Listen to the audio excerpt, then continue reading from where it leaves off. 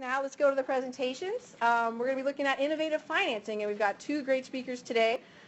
First we have Rob Harmon, who's the Executive Director of the MEET's Accelerator Coalition, and he'll be talking to you about, innovative approach to monetizing energy efficiency savings. And probably many of you know Rob, but he's got a great history with economic instruments and environmental protection and being very creative with using the market to advance environmental objectives.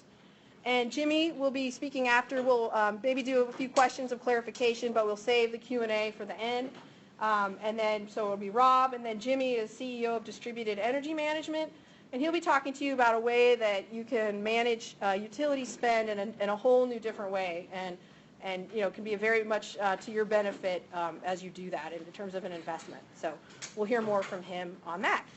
So with that, Rob, you want to come on up? Got the technology? Hand that over. Just have to. The clicker, yeah. That's the clicker? Okay.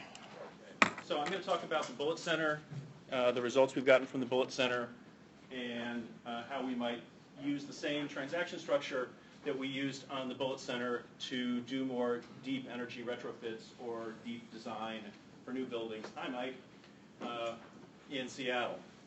Mike Jones from Sales City Light, helping negotiate the contract, so thank you for being here, Mike.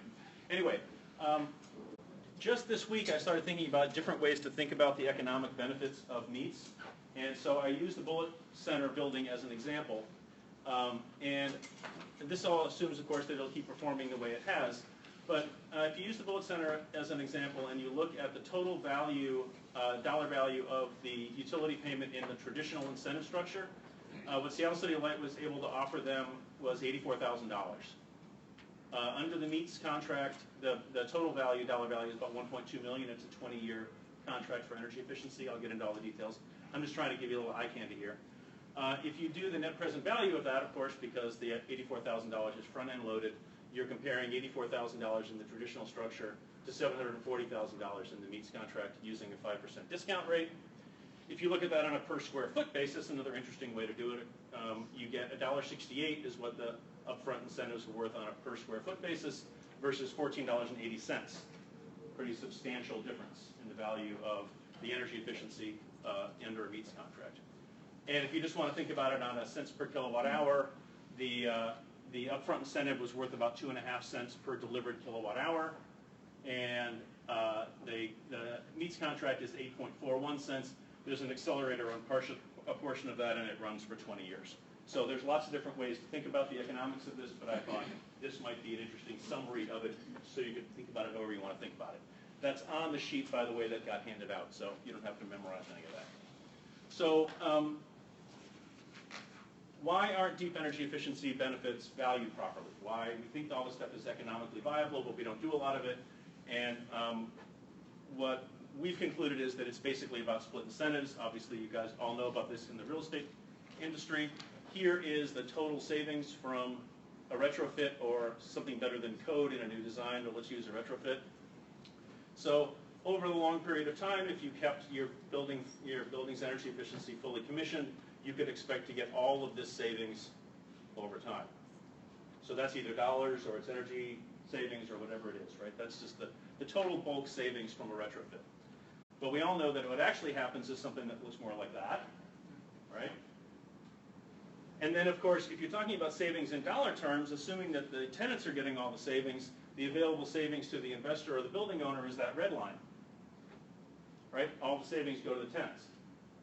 So how do you pay back the loan, or how do you repay yourself for the money you invested in the building for energy efficiency? And this is a serious problem. If you're an owner-occupied building, what generally happens is because of the length of ownership, in a residential setting, you've got ownership for about 5 years or so before the building gets flipped or sold. And so what you see in residential energy efficiency is people want their money back before they sell their house, and on the average they've lived there for half the time, so you see paybacks of 2.5 years. That's what you see people want in residential settings. In the commercial setting, the ownership is longer. It's about 9 years on average, so you see paybacks of about 4.5 years. And that's all over the literature. Those are rational economic decisions, And it's because this is the amount of savings you can expect to get paid back for if you own the building, right? This is all probably old news to you. We designed MEETS, the transaction structure we used at Bullet, to capture all the savings, all the dollars, all the savings over the 20 or 30-year life of the contract, in this case 20 years. How do you do that? Well, you make energy efficiency the same as generation. You treat it the same way in the transaction structure. You meter it efficiently and accurately over long periods of time, and you buy it and sell it like generation. So I'm going to show you how we did that. This is the Bullet Center. This is a baseline. Obviously, this is a mock-up. I'll show you the real meter in a minute. This is a baseline that was created collaboratively with Seattle City Light and NEA that represents how buildings built to code in Seattle actually perform. This is not a baseline of what the engineers said a building was going to do. This is a baseline that has to do with how buildings actually perform in Seattle when they're built to code. This is the energy use of the Bullet Center.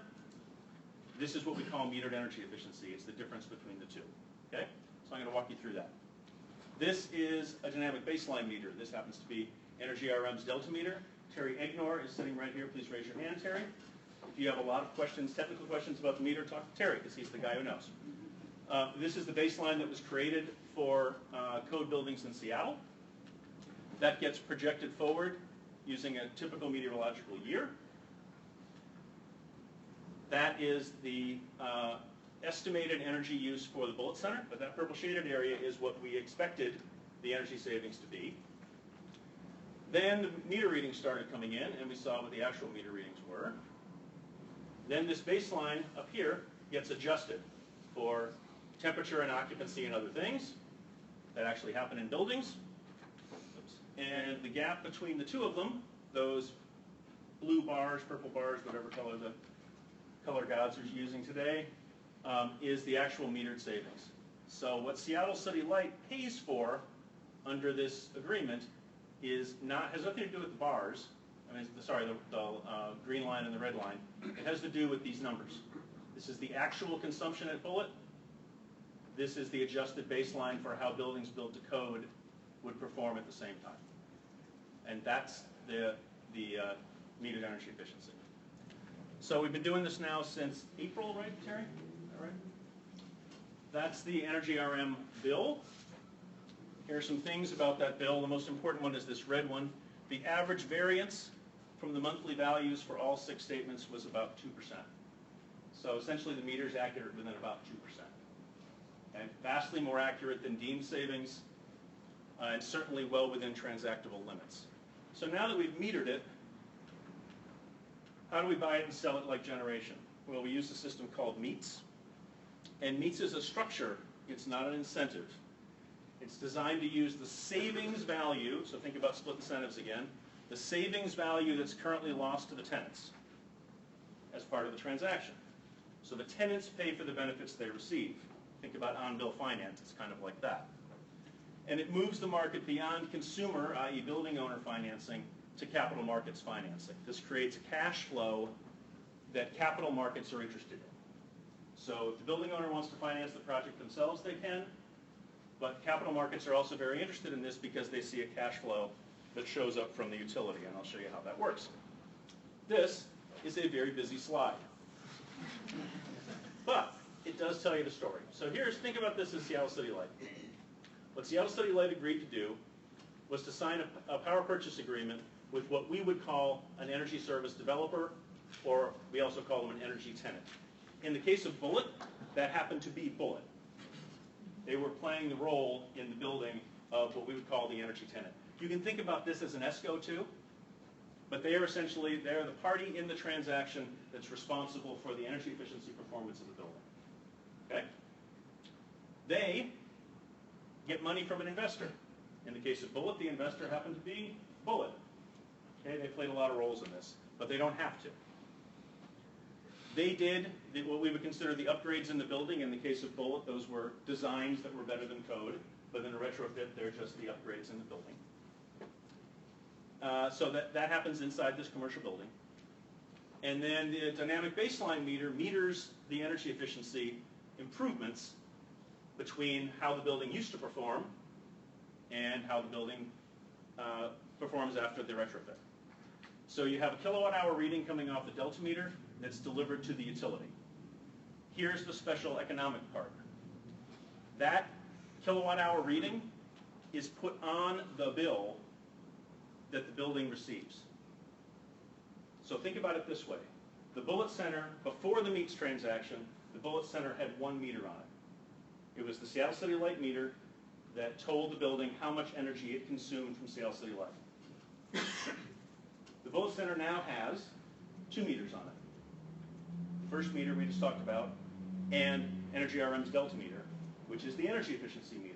And it reads the number of kilowatt hours that that building saved versus a building similar to it built to code. The metered energy efficiency. Both of those meter readings show up on the bill, and they're both paid at retail, which is really nice if you're Seattle City Light, because now you have a building on your grid that's paying for both the, what we would call the posawatt units and the negawatt units. When Seattle City Light looked at the Bullitt Center originally, it was a building that was going to be on their system, generating essentially zero revenue for them, almost no revenue for them, and requiring a lot of services from it. It's now a building that pays essentially the same energy bill as a code building would, minus the solar, of course. The solar complicates this, so I'm just leaving it out. Okay? Solar makes things much more complicated, and the solar can either be in this transaction or not, by the way. In this case, it isn't. Okay? So what happens then is the tenants in the building are paying an energy bill that looks just like a code building. Okay, which is fine because they're getting all these energy services. They're getting all the same energy services they would get in a code building, but instead of getting it from light bulbs on the ceiling, they're getting it from daylighting, et cetera, that somebody had to pay for. They're just paying for it on their energy bill. That's why I mentioned the idea of it sort of being like an on-bill payment from the utility, right? The dollars that are needed to pay for the retrofit are essentially collected on the electricity bill in the form of an energy payment. Okay? So the utility's whole. It's basically it's charging the building the same thing it would if it were built to code. And now the utility has revenue that it can use to pay under the power purchase agreement back to the energy service developer who paid for the retrofit. Okay? And that's how you get, go back there. That's how you get to, oh boy, here. So because the tenants are paying a normal energy bill, you now have the cash flow available to make $84,000 $1.2 million. Okay? That delta is normally just granted to the tenants who have what, a 1-year lease, a 2-year lease, a 3-year lease in the building, have put no capital into the building at all. Right? This is the reason retrofits generally don't pencil is because the savings are all granted to the tenants. That's the problem you have to fix. So let's see, is any of this interesting?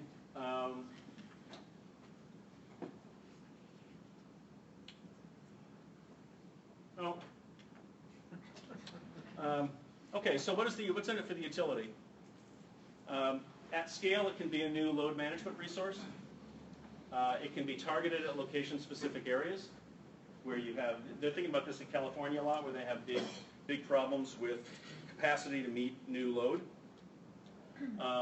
The other neat thing about it is because the energy efficiency is metered, the utility only pays for the things it receives, the energy benefits it receives. It doesn't deem anything. For some utilities, it can be a rate-basable earnings opportunity. I won't bore you with what that means. And there's no revenue loss from energy efficiency.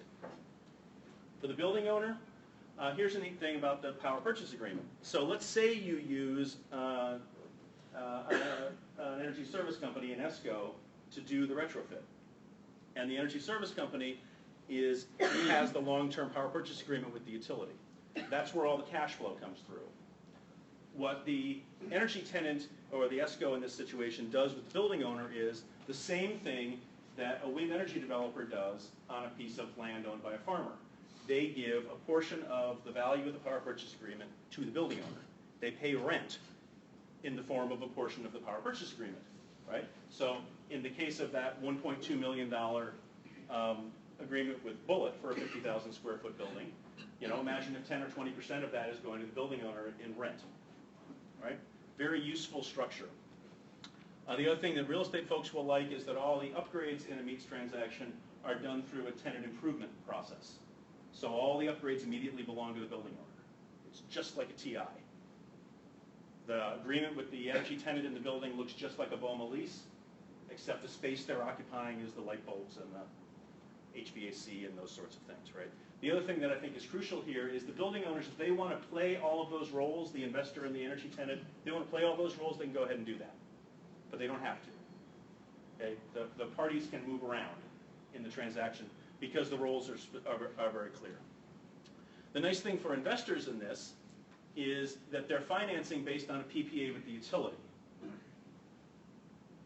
Most people who are financing retrofits of commercial buildings want a 3-year payback. And the reason they do is because they think the building owner's not going to be around for 20 years, right? The only organization that has a 20-year relationship with the building is the utility, right? So they're the perfect counterparty. Because the utility is the counterparty, you have much lower payment and rated payment risks, right, than you do in a commercial real estate transaction. The PPA, the Power Purchase Agreement, is a very well understood instrument. Investors have been doing this with wind and solar forever, not to mention gas.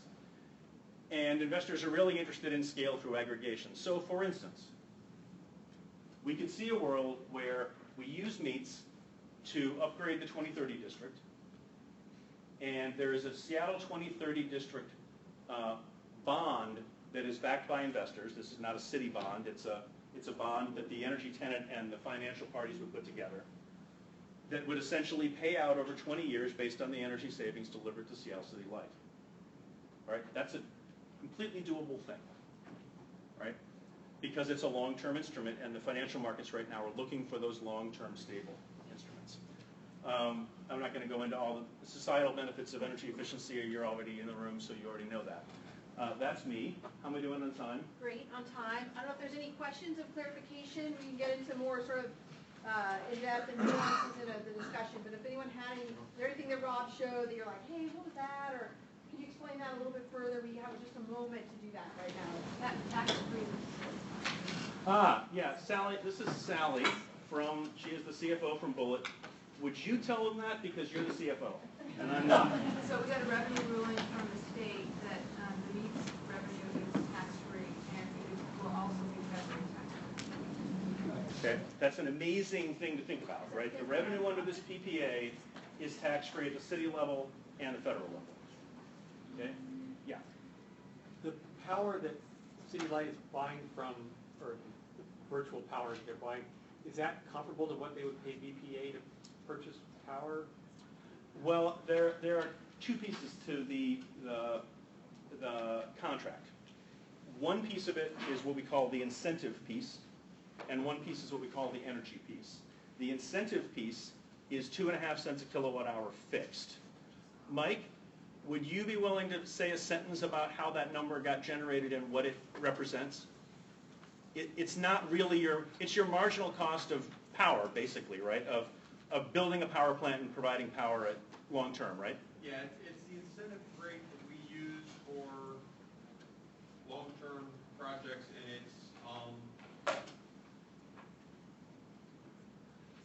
it's basically prorated out over the 20-year period, such that it it's really similar to what we think of when in a deemed savings world, except that it's not deemed savings. Right. And so that's the incentive piece, and that's fixed. And then there's an energy piece, which in the case of the Bullitt Center started at just below retail. Started at 5.91 cents. Retail looks like it was going to be about 6. That's a long story that Mike and I will bore you with if you get us really drunk. And that piece escalates to 2% a year. And this was one of the pieces that Mike and I worked out, which was a really fun piece to work out. We recognized that retail was going to escalate a little more than that over that period of time. So Seattle City Light would start getting some margin over time to pay for its fixed cost, which was attractive to the utility and hence made it more likely to scale. Because in my view, this doesn't work for the utility, it doesn't work at all, right? But the other piece of it is the investors. You don't want the investors locked into where retail rates are going to be. They want a known escalator because all they want is performance risk. They don't want pricing risk.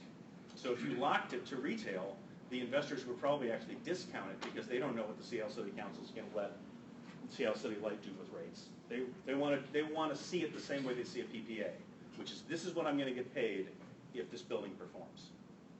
Okay? Okay, so One- maybe one one more? more and then we'll move on. Who calculates the energy baseline for buildings to code? Who calculates that? It was a really interesting collaborative effort. Terry and his colleague Howard Richmond were in charge of it at Energy RM. They were essentially the M&V contractor.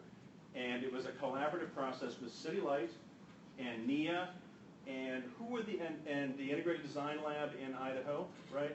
And were there other M&V groups that City Light or NIA were bringing in that process, Terry? There are several third-party oversight. Right.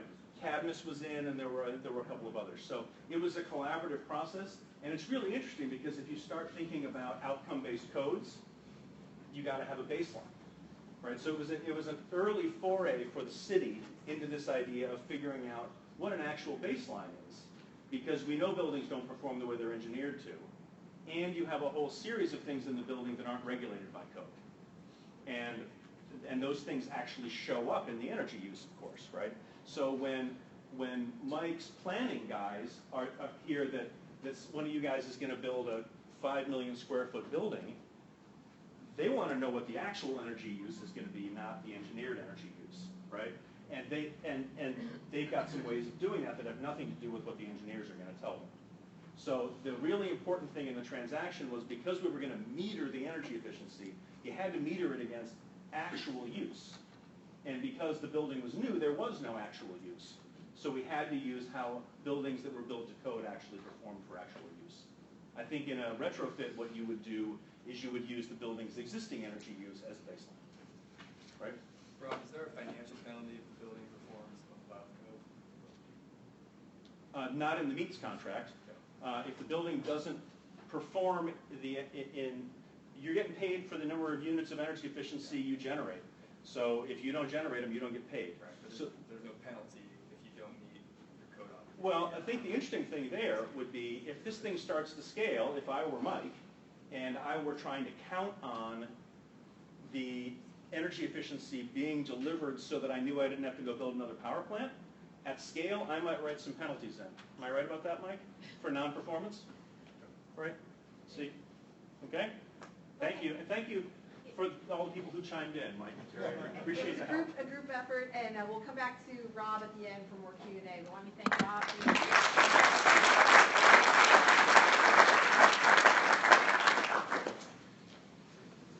Great. Well, thank you, Rob. That was very good, very enlightening talking. So thank you very much for having me here. My name is Jimmy Gia, CEO of Distributed Energy Management. It's good to see a lot of great friends in the room. Even good to see a couple of hecklers here. So, Can we get another speaker? and so it's always good to speak to this sort of crowd. And for those of you who know me, know that I also do a lot of teaching, and I have a professor sort of hat on me as well. And so I'm going to start with my presentation off with a question. Why do businesses and buildings consume energy in the first place? What do you think? Why do you consume energy? Heat. Heat. Comfort. Comfort. Light. Productivity. Productivity. So those are all very good questions, and very good answers. My answer is they don't. They don't consume energy. They consume the outcome, such as the heat, the comfort, the productivity.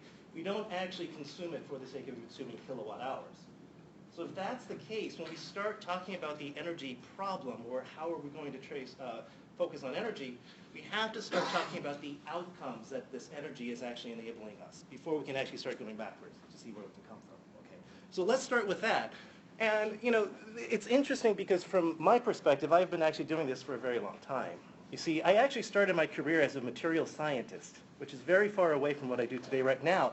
But one of the interesting things about being a material science researcher, and that's me getting ready to go into a clean room to do a couple of silicon fabrication work, and those are a couple of atoms that we were taking photographs of, is when you're working on things at that scale, the only thing you can measure is the energy balance. What goes in equals what goes out, and when you have a discrepancy, you know you've made something, right?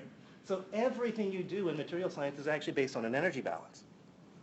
What is a city but a large energy balance? You have the utilities and the generators on one side. You have the buildings and the outcomes on the other side. But what is a city except for a large energy balance, right? And according to, energy data, EPA, commercial buildings consume about 30% of all energy in the U.S. And then even a subset of that, the EPA estimates about 30% of all energy is wasted. And so even though that's a slice of a slice, that wasted energy slice is still $50 billion nationally, which is kind of annoying if you think about it. And so my co-founders and I, a couple of years ago, we decided that we wanted to solve that problem. It's a lot of money, and we wanted some of that in our own pockets. But actually, there's another small nuance, actually, which is kind of important, is if we start thinking of where is this energy wasted, right? It's actually not traditionally actually in the downtown cores. Because if we look at square footage, it's actually out here in the small to medium buildings, right? If we look at energy consumption from a square footage perspective, this is how it breaks down. Downtown cores generally aggregate about 9 to 10% of the entire built environment in the US. The primary bulk of buildings is somewhere down here in the 10 to 150. And there is absolutely no solution targeted at that particular market. And so when we got together a couple years ago, that's what we want to focus on, $50 billion opportunity, 55% of that market, half of it within this small downtown core. And we really banged our head against possible solutions how to meet that problem.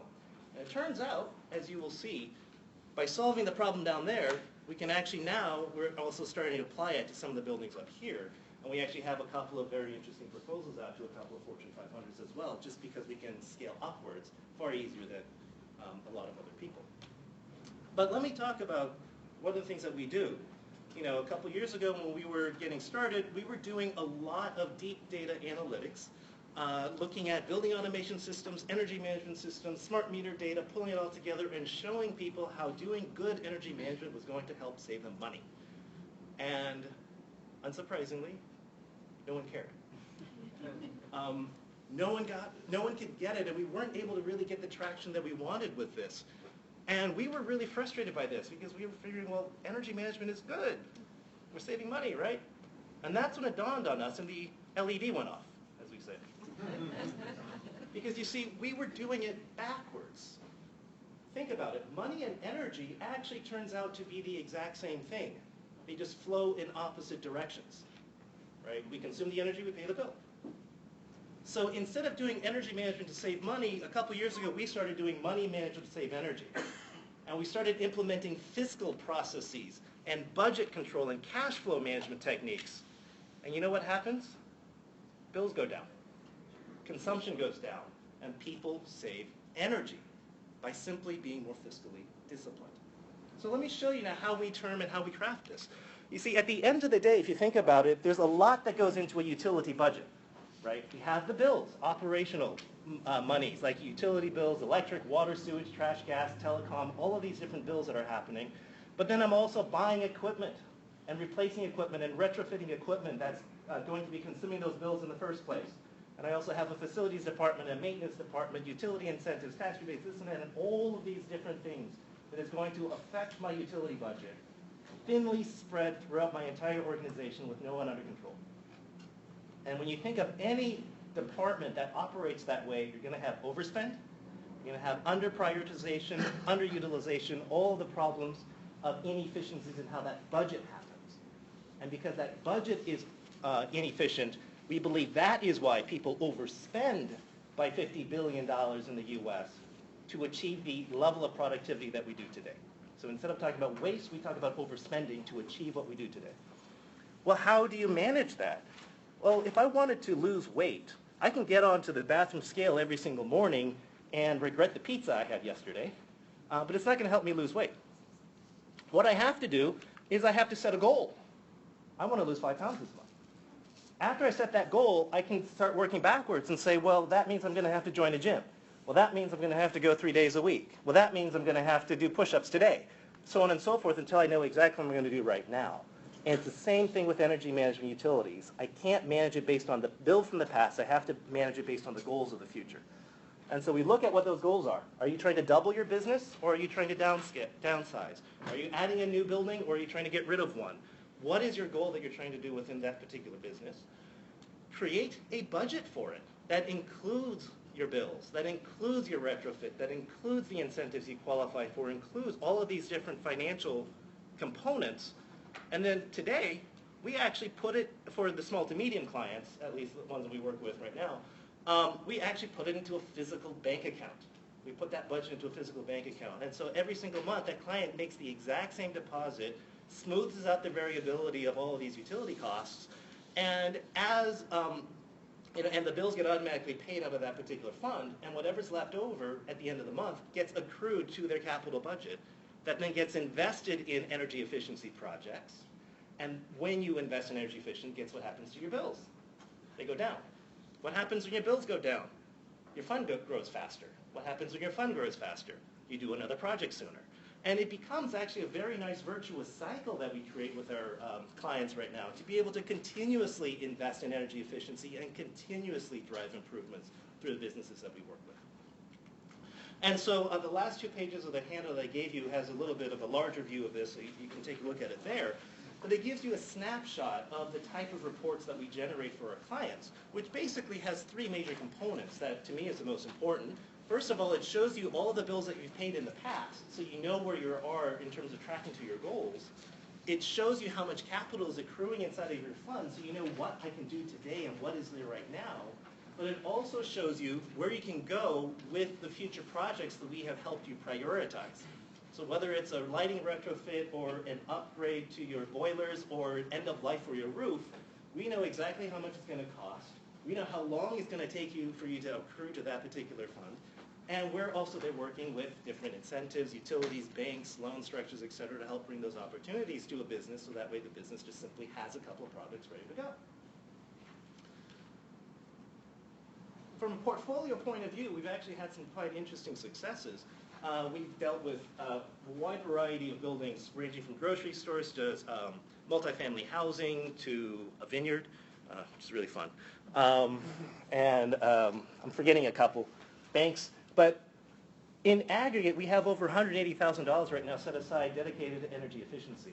How many small to medium businesses do you know of have money dedicated to energy efficiency? I know of 7. Of that, no, they aggregate about $1 million of budget that we are managing right now across our entire portfolio. With because we're coming in and helping them uncover these projects, we've uncovered over $5 million worth of projects that they are going to be doing anyways because these are end-of-life projects for them. And you know what? They're asking us to help them find the right technologies to make them more efficient as their equipment comes up to their end of life. And what gets really nice is just by being fiscally disciplined, we've avoided 60 tons of carbon without really trying very hard. We just simply did the right thing. And people spent the money they were going to spend anyways to attain these particular goals. So a couple of stories. This is a restaurant. I like to tell these 2 stories because I kind of show them as bookends. This restaurant is about the size of this room. It's less than 2,000 square feet. And when they signed on board with us, they were spending about $750 per month on their utilities. And after coming up with this program and working through being fiscally disciplined, within a year, they dropped their electricity bill by 30%. And the reason was because they did 3 projects. Their air conditioner broke. Which chocolate shop do you know of likes it when their air conditioner breaks in the middle of the summer? It was a pretty big deal. And so we took money out of the fund in order to be able to get them a better air conditioner. But you know what? They wanted a more energy efficiency one without even asking for it because they wanted to put money back into the account, right? They realized that they had 2 water heaters when they only needed 1. So by consolidating the 2 water heaters, that cut their electric bill in half right there. Or at least cut their water heating bill in half. And then finally, there was a really good utility LED light bulb incentive that they took advantage of. And so 3 programs in a row, boom, boom, boom, 30% reduction in their utility bills. And one of the things I like to point out about this case is that at the same time, the business owner was focusing on growing their business, and revenues actually also grew by 30%. So it's a good case to show you that costs of utilities and growth in revenue are actually decoupled, right? We focus on what we do best, business focuses on what the business does best, and we both reach our own goals. And so the profitability of this particular restaurant grew quite a bit. On the other side, we work with Green River Community College in Campus Corner, which is the dormitories. There's about 120 units in this particular place. Talk about mixed tenancy. We're working with the owner in this case, and in Chalkmo, we're working with the tenant of that particular building. And they have 90 to 120 different students come through, 9-month average tenancy inside their facilities, really messy situation, no idea what to do with their utilities. They were just absolutely at a loss. We came in and we implemented a couple of pilots with this smart building center, got them some ductless heat pumps as a pilot, got them some wireless thermostats, and in each one we were able to show them an effect of how much energy they saved, and then they were able to take that information and decide which technology to roll it across the rest of their portfolio. Well, it turns out after putting in the smart meters into a couple of their apartments, it wasn't the baseboard heater, which was the most inefficient. It was actually their water heater, which was the most inefficient, which was something we weren't even considering. And after conversations with them, what they also realized was the water heater was at the end of life, so they were going to replace them anyways. Well, it was actually a perfect opportunity to take the money that they have set aside for energy efficiency and apply it to the water heater, because priorities change. And the way that we do things, we can help tailor the fund that we work with to the priorities of the business. And so with the work that we've done here, we were able to get a very nice write-up on with the Smart Building Center, and you can find it on their website on some of the work and collaboration that we were able to do. So thank you very much to the Smart Building Center for that too. So how we do this is basically walking people through a very disciplined process. We got to automate things that are just in the past, because we don't want to spend time, money, or energy on that, right? So the first thing we do is put everyone onto an automated program. The second thing we do is we have to put people onto a budget management program, because we have to know how you're going to be spending money into the future. And then after that, things kind of get a little bit varied depending on the needs of the client. If they're a really large client, they're going to need a lot more custom work in terms of program delivery, monitoring, verification, etc. If they're a small client, we put them onto our generic program, and they basically can just get the program automation, budget automation, and they can run from there. And we basically tailor our fees then based on the size of the business that we're working with, roughly grows with the size of the utilities under budget, right? So it actually correlates very well with the more energy you spend, the more FTEs you need managing it, so therefore slightly higher fees, but you get more hours. So they actually correlate rather nicely that way. And what's also kind of interesting is as we build this ecosystem around cash flow management and money management, we start to see a lot of different partners that we're working with to be able to reach these goals. So when we look at it from the budget management point of view, we're working with Kitsap Bank because they're managing the funds. When we get to some of our larger clients in program management, we're actually very fortunate enough to be aligned with Point D, management consultants, who already do a lot of this type of management work already, and we're partnering, either bringing them in or they're bringing us in, depending on the type of project that we're working on. When it gets to the actual projects and efficiency, we've worked with Smart Building Center, Walsh Construction, McDonald Miller, a bunch of other contractors and engineering companies in town, because they have those core expertise that we're trying to bring to the table. And a lot of our clients don't have access to these or don't know where the best technologies are. And they rely on us to be able to be the technology selection and idea selection of what it takes to solve that particular problem. What's really interesting is because we've uncovered $5 million worth of projects, the bank is actually kind of excited because they see this as much more loan opportunity. And so right now, this is the stage where a lot of my time is focused on, is basically helping underwrite some of these loans, and helping underwrite some of these projects that are coming out through the program that we're working with. And especially with the ones that are already clients of Kitsap Bank, it's just full circle for them. And so they really enjoy that system that we're creating internally for them. So, and a couple of other side things that I'd love to talk about. I said I teach, and so with some of the work that I've done at Distributed Energy Management, I have been invited to teach at what was formerly Bainbridge Graduate Institute, now Pinchot University.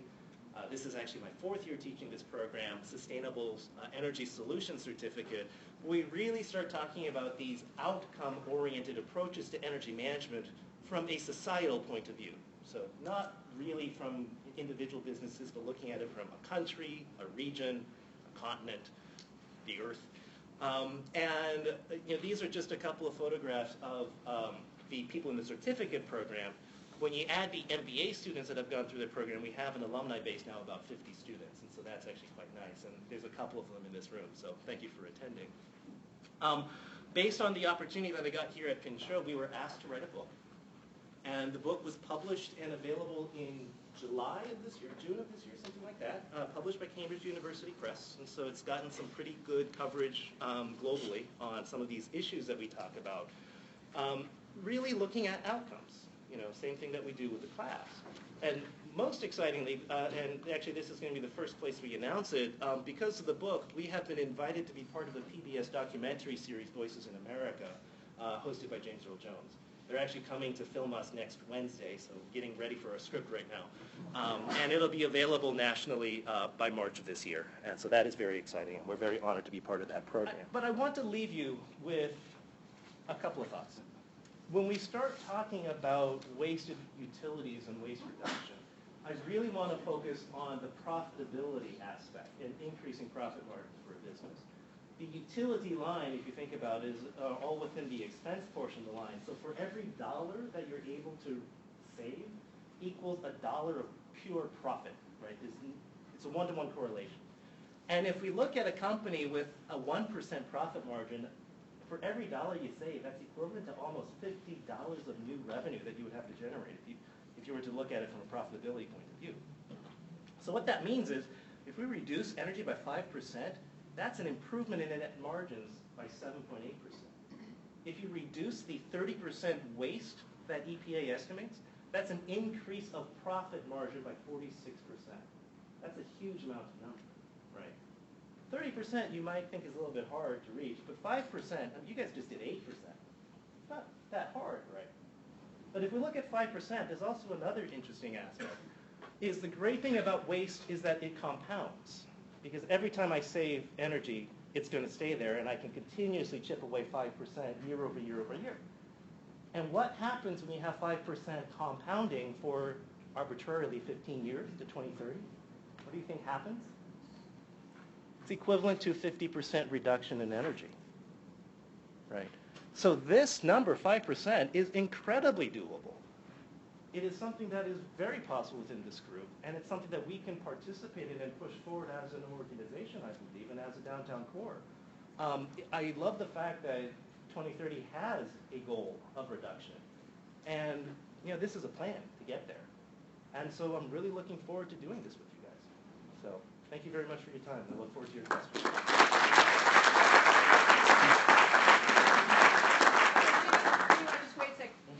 Quick questions for Jimmy, otherwise we'll bring Rob back up, and then we'll just do a little Q&A here towards the end, and then wrap up. So I don't know if anyone has any questions specifically for Jimmy about anything he just presented on. If not, we'll have Rob come up, and then get the questions going and see what people are interested in hearing about. Yeah. So the question was, how do we come up with a capital portion of the fund that we're working with? We have a couple of standard ballparks we use. 15% of utilities underspend. It's not meant to be the full capital budget, because certainly there's a lot of other things capital budget is used for. What we ask for is a little bit of money that's dedicated to energy efficiency. And usually what we find is actually when you start dedicating some money to energy efficiency, people want to spend more. And so it's really meant to be a seed to get the client thinking about energy efficiency. And once they start spending money on it, they want to spend more. Okay, why don't we just open it up then more broadly. Jim, if you don't mind, stand up here. And Rob's up here. So have at it. If there was a question that came to you later, sure. Okay.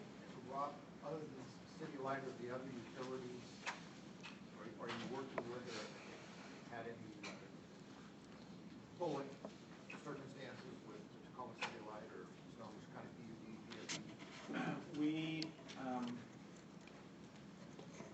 I'm in the midst of some conversations right now with Puget Sound Energy.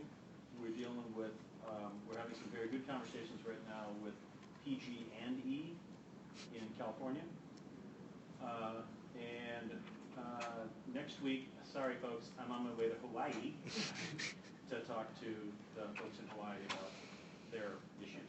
Locally, Tacoma has extremely low energy rates, so a lot of things are really difficult to do there. Their capacity charges are pretty high, I think, and their per kilowatt hour numbers are pretty low, last I looked. So we have not, I have not delved into that directly, mostly because it's sort of a limited resource where I'm going to spend my time. I know there are some folks who are part of the Meets Coalition who are looking at some projects potentially in Snohomish. I don't know the status of those, but I can follow up with that with you if you want to do that afterward. We can just exchange email or something, and I'll look into it. Questions? Yeah, in the back. Rob, you said that the utility there's no loss of revenue to them, but they have a revenue transfer to the ESCO, right? They do. There are two elements of the, think about it this way with the Seattle City Light contract. So what City Light would normally pay in an energy efficiency transaction would be what's the equivalent of 2.5 cents a kilowatt hour. And that's because they don't have to go buy power and they can sell more power into the market, so they don't have to build their power plant, right? So that's essentially a wash for them. And then they have what we call the energy portion of the power purchase agreement to pay, but they collect more than that from the tenants in the building. So, and as the contract goes on, because of the escalator provisions in retail and the PPA, over time, Seattle City Light has a wider and wider margin on that. So the other thing that's more of a nuance with this in terms of utility policy is that, but it's important because this is a real issue for utilities around the country. They talk about the death spiral, right? We hear about this, right? And what that essentially is people start doing energy efficiency and now there are fewer units in the system. But there are some fixed costs in the system which have to be paid for, so the rates go up. And then people go, whoa, my rates are higher, I'm going to do more efficiency. And then there are fewer units in the system, and then rates go up, right? And that's the thing that the utilities are completely freaking out about, rightly so in many places. They're getting really concerned about that. In a meets transaction, because the energy efficiency units are on the bill, you don't have units fleeing the system, right? Those energy efficiency units are bought and sold at retail. So if you're a non-participating ratepayer, if you're a grandma living in a house that doesn't get to participate in how great the Bullitt Center is, your rates aren't going to go up because Seattle City Light funded a bunch of energy efficiency at the Bullitt Center. So the equity issues are really interesting in this, in terms of the people who get to participate in energy efficiency programs and people who do not. That's, as a kind of a white hat guy, that's kind of interesting to me, the social equity issues associated with it. Because in the Bullitt Center, the building and the tenants in the building are paying for their own retrofit. Other ratepayers aren't paying for that. Right in the middle?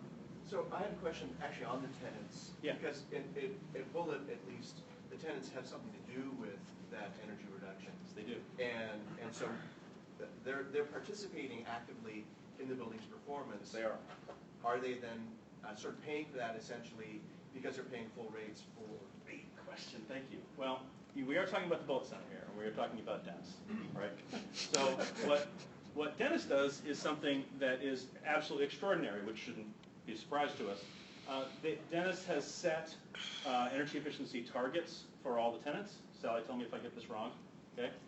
If they meet their energy targets, the Bullitt Foundation pays their energy bill. So how's that for an incentive for performance, right?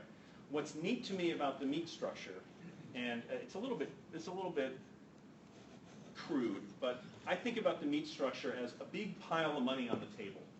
You've taken all the cash flow that normally gets sort of given to the tenants and goes away, and you've made a big pile of money on the table, and the question is, how does that money get divided up? Some of it needs to stay with the utility because the utility is part of the transaction. They're enabling the transaction. They're an essential, you can't do this without them. Leave some money on the table for the utility, right? The building owner gets some of the money. If the building owner wants to share some of the money with the tenants, they can do that. And the investors get paid back for the it's just a big pile of money, tax-free, thank you for the reminder, Sally. Tax-free money on the table that everybody can split up instead of just shoving it all over to the tenants and thinking that the system's going to fix itself. It just doesn't. Right? And by the way, the utility, of course, gets grumpy about it because the units go away and the revenues go away, right? So it fixes all of those problems by putting a big pile of money on the table. So sorry for the sort of gross image, but I think it does. At least it'll stick in your mind, right? Now, one guy was talking about a pile of money. So you asked another question, the tenants are participating in the creation of the energy efficiency, yet they're paying the full bill. But as someone who works at the Bullitt Center, my engagement at work, how I work there is I don't change my habits with my behavior by being, it's a very comfortable place to work, and it's not like we work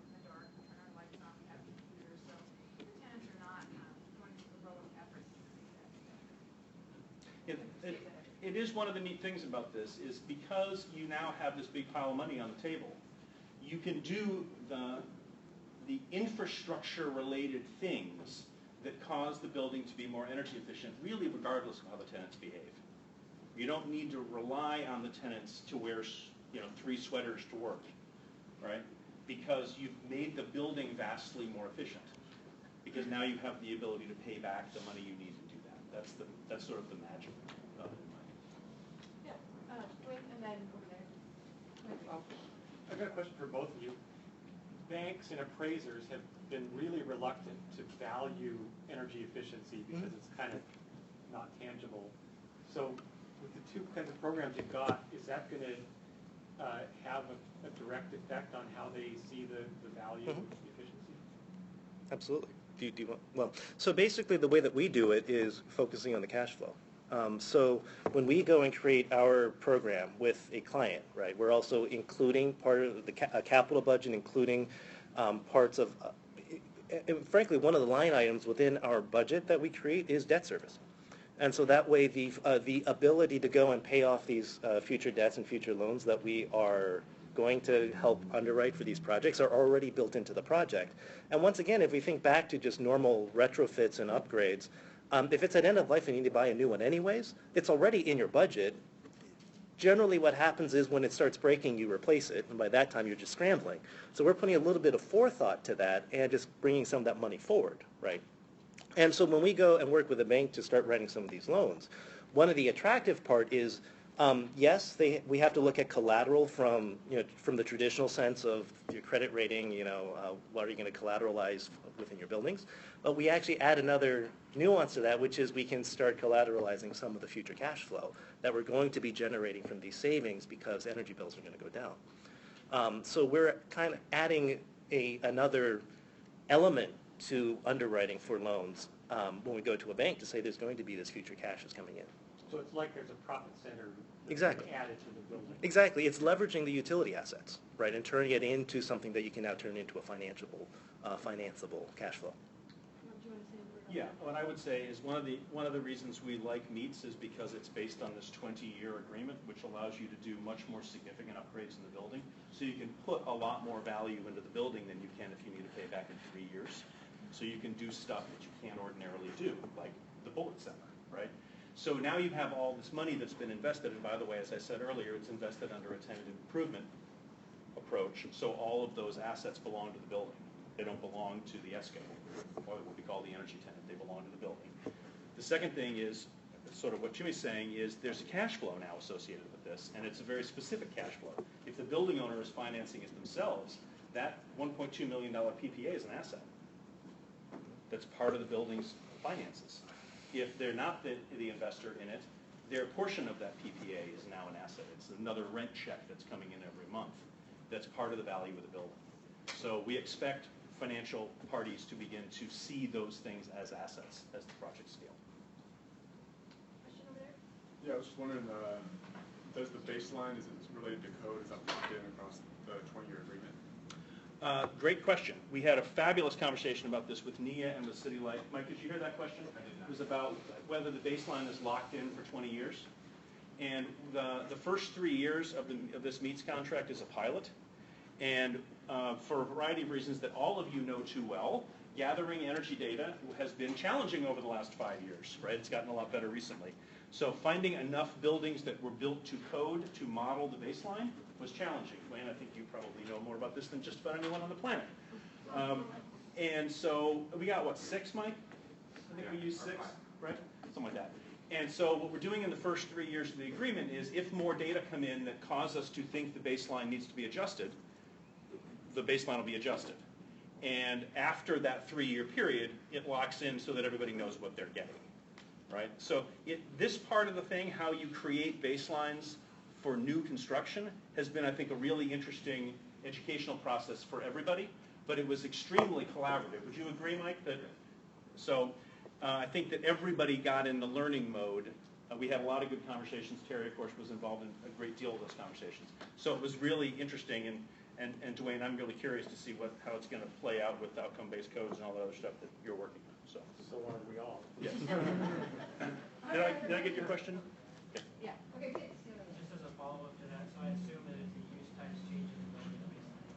Yeah, what's neat about the technology that Terry and Howard developed was that it adjusts for both routine and non-routine changes in the building.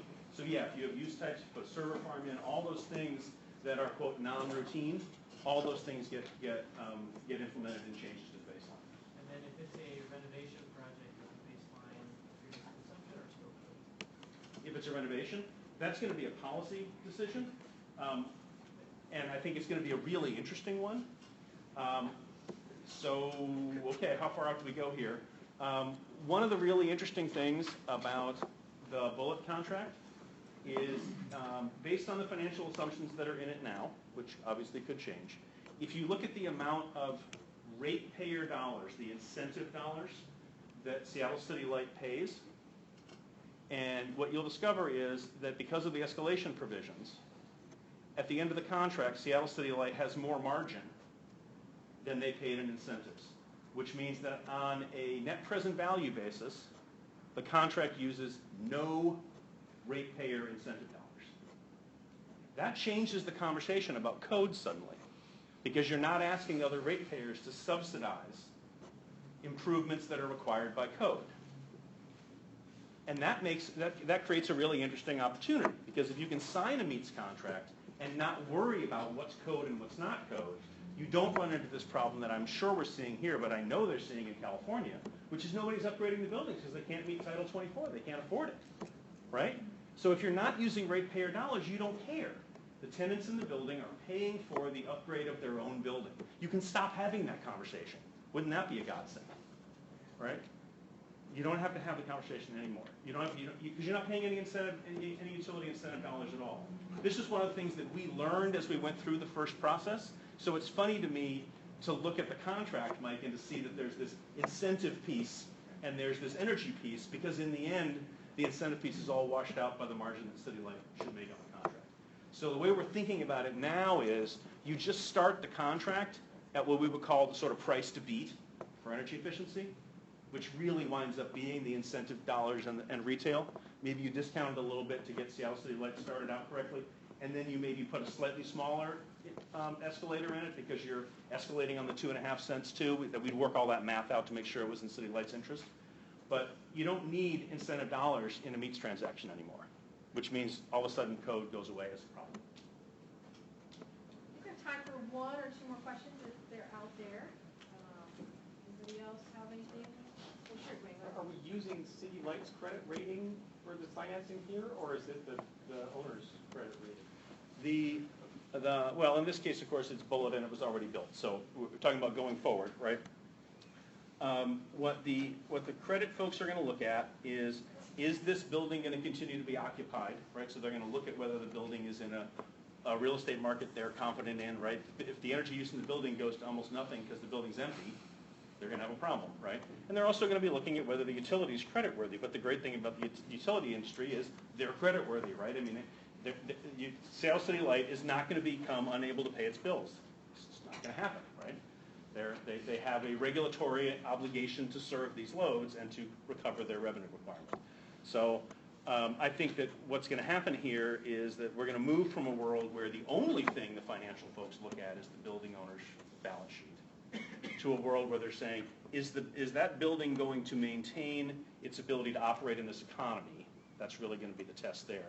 And how reliable is this contractor who's doing the work, and how reliable is the utility and its ability to pay its bills? I think that'll be the analysis. I'm pretty confident about that last one. Okay, one last question in the back, and then we'll wrap it up. I know you said it was complicated, but could you talk a little bit about the solar or the PV? Yeah, the PV is net metered. It's really not that complicated. It gets complicated if I try to talk about how that interacts with the meets contract. But what the dynamic baseline meter does is it says what's code, how do buildings built to code perform, and how much energy did the building consume. And it doesn't care whether that energy was consumed from the utility or from the solar array or for a hamster and a wheel on the top of the roof. It doesn't care. If the building consumed it, then it knows that the energy efficiency benefit is the difference between the consumption of the building from whatever source and the baseline, whatever the baseline is. Does that make sense? So the sales study, we went round and round on this. God, I can't even tell you how many conversations I had with Mike about this, about whether or not we were going to include the solar in the agreement or whether it's going to be net metered. Finally, we just decided, let's get the thing done and we'll just net meter the solar, we're done. And at the end of the day, from the utility's perspective, because the energy efficiency is being paid at the variable rate of the tariff, and the solar is being, so it's effectively being net metered, and the solar is being net metered, they're both basically paid at the same rate. Right. So, but it gets really confusing when you try to actually look at right. how it all works out. Right, and the only difference though is that like 5 years from now, when retail rates have gone up more than the PPA, the solar will still be net metered and hence will be being essentially compensated by CLC at a higher rate than the energy efficiency. So if you look at all around the country where utilities are starting to fight back against solar, this is something that MEETS could actually solve. If you did solar through MEETS and the utility could keep a little piece of it, as the escalation provisions changed, you might get less utility resistance to solar, right? It was really designed to address this utility problem. And a lot of places in the country, utilities are moving to PPAs for solar instead of net metering. Right. And really all MEETS is a PPA. I mean, that's all it is. It's just a power purchase agreement for energy efficiency, which we can finally do now because we can meter it. Before we couldn't meter it, so we couldn't put it in a PPA structure. Thank you, Terry and Howard. All right, well, we thank our presenters again.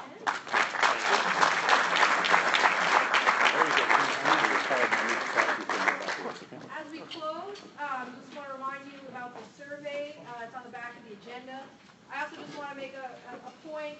The slides I showed earlier about the performance is basically a snapshot. So I wouldn't want to say that all the work that my team of 4 and a piece of a person are doing or what's making all that happen. We're only there to be the kind of coach and the cheerleader and networking liaison. But there's a lot of good work that's being done sort of outside us. But that's just to show you kind of as a district where people are. I just want to make sure that was very clear.